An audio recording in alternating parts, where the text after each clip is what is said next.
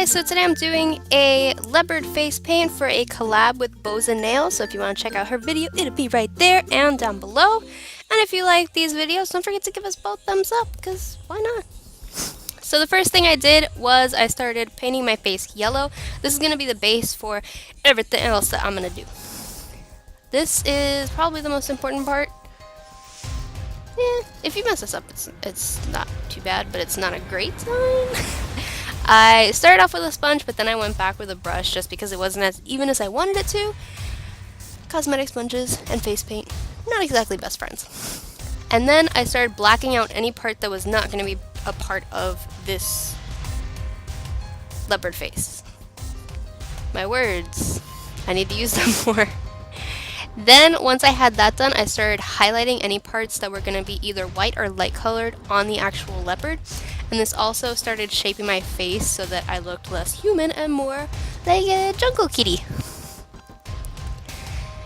Don't worry if it kind of melds with the yellow too much. You can always go back and apply a little bit more. I liked it with a little bit of yellow though, because it gave it a little bit more dimension. And then with the brown, you're going to start doing that exact same thing. You can use a sponge or something like that. I used a blending brush, and I'm pretty sure I just jacked this brush up. I still haven't washed it. I'm scared to, but it did give me a nice texture for what it's worth.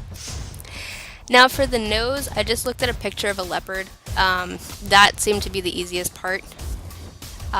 They do have pretty wide noses though, so I had to overdraw my nose and then kind of connect it to my mouth. Because if you look at a cat, most of them are like that anyway. Yeah. And then it had like these two black patches on either side of the mouth, kind of where the chin was. So I applied some black there, and then I took that blending brush and I kind of, while the paint was still wet, just kind of blended the edges out so it wasn't so stark, and it kind of gave the illusion of fur. And then I started drawing in the little like whisker holes, I guess. And then all the leopard spots. Now for this, no leopard has the exact same spots, just like no zebra has the exact same stripes. So you can have a little bit of fun with it. They don't have to be perfectly circular.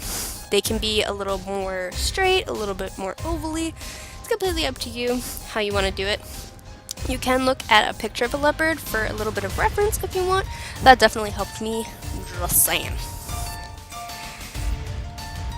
And then I kind of started outlining the eye. I didn't do the whole eye at the same time because I didn't really want to. But this did help get kind of an idea of what you want the eyeball to look like. If you have some cat eye contacts, you don't have to do this. That will probably make your life a lot easier, but you know, I've never been known for making my life less difficult. What can I say? I have a question though.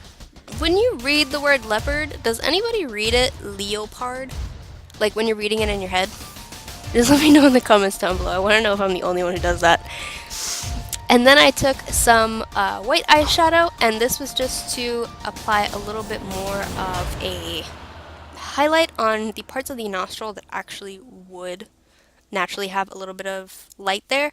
I also highlighted around any parts of the yellow that weren't quite white enough yet, and also around the nose, because the picture of the leopard that I was looking at actually had like white around the nose that I kind of messed up with the brown.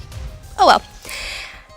And back to the eyes, I applied a little bit of green body paint on there. Well, a lot of bit of green body paint as my base, and then I went in with a little bit of that same green mixed with white, just make it a little bit lighter and give myself a little bit of dimension, and then I blended it out a little bit.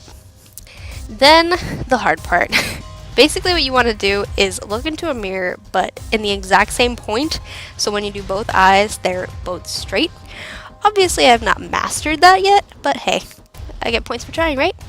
And then I forgot to do this before I had to like go back and re-record this. You have to add your whiskers, otherwise you're not a cat. So I hope you guys like this video. It is a collab with BowsAndNails, so go check out her video. She's a brainstorm and it looks so cool.